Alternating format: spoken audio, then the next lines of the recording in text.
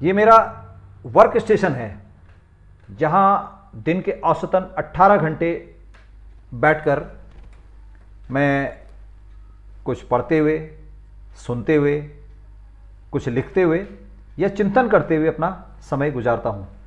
लगातार कुछ नया पढ़ने, सुनने और चिंतन करने से मुझे कुछ नया सीखने को मिलता है, नई ऊर्जा मिलती है और इससे मुझे तरोताज़ा रहने में बड़ी मदद मिलती है, अपने ऊपर विश्वास बढ़ता है और अपना हर काम आसान लगने लगता है।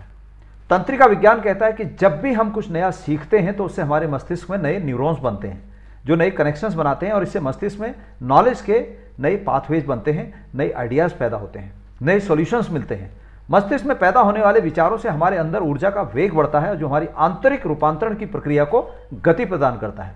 इंटरनेशनल ट्रेनर और मोटिवेशनल स्पीकर लेस ब्राउन कहते हैं, if you are not growing physically, intellectually, mentally, spiritually, emotionally and financially, if you are not growing you cannot be happy, and if you can't be happy then what is the meaning and purpose of life। उनके अनुसार अगर आप निरंतर शारीरिक, बौद्धिक, मानसिक, आत्मिक, भावनात्मक और आर्थिक इनमें से किसी भी दृष्टि से उन्नति नहीं कर रहे हैं, यानी पहले से बेहतर नहीं बन रहे हैं, तो आप खुश नहीं रह सकते। और अगर आपके मन में खुशी नहीं है तो फिर इस जीवन का अर्थ और उद्देश्य क्या रह जाता है। गतिमान रहने से ही जीवन में प्रगति होती है, इसीलिए कहा गया है गति ही जीवन है। ठहरा हुआ जीवन किसी काम का नहीं, ना अपने काम का और ना दूसरों के। मनुष्य और बाकी प्राणियों में एक शाश्वत और मौलिक अंतर है। मनुष्य कल्पनाएं करता है और अपने तर्क से उन कल्पनाओं को साकार करता है, मूर्त रूप देता है, उन्हें विजुलाइज करता है। बाकी किसी भी प्राणी के पास ये गुण नहीं है।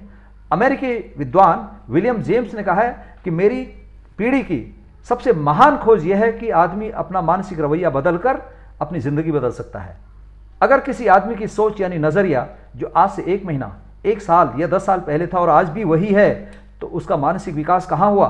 वह तो आज भी उसी जगह है जहाँ पर पहले था।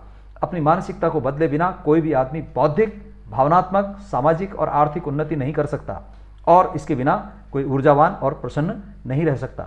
शांत और प्रसन्न रहकर ही आदमी अपनी मानसिक शक्तियों को अपने लक्ष्य पर केंद्रित कर पाता है और अपनी सफलता को आसान बना पाता है। इसलिए ज़रूरी है कि हम हर दिन कुछ नया सीखें, अपने अंदर बदलाव करें, अपने मस्तिष्क को नए और प्रगतिशील विचारों के लिए खुला रखें, उनका स्वागत करें और अपनी सफलता के मार्ग को सरल, सुगम, सहज और रोचक बनाएं। निरंतर सीखना और मानसिक, बौद्धिक, भावनात्मक और आत्मिक स्तर पर प्रगति करना ही प्रसन्न, शांत और ऊर्जावान रहने का मूल मंत्र है और इसी से आदमी की आर्थिक और सामाजिक प्रगति भी संभव होती है।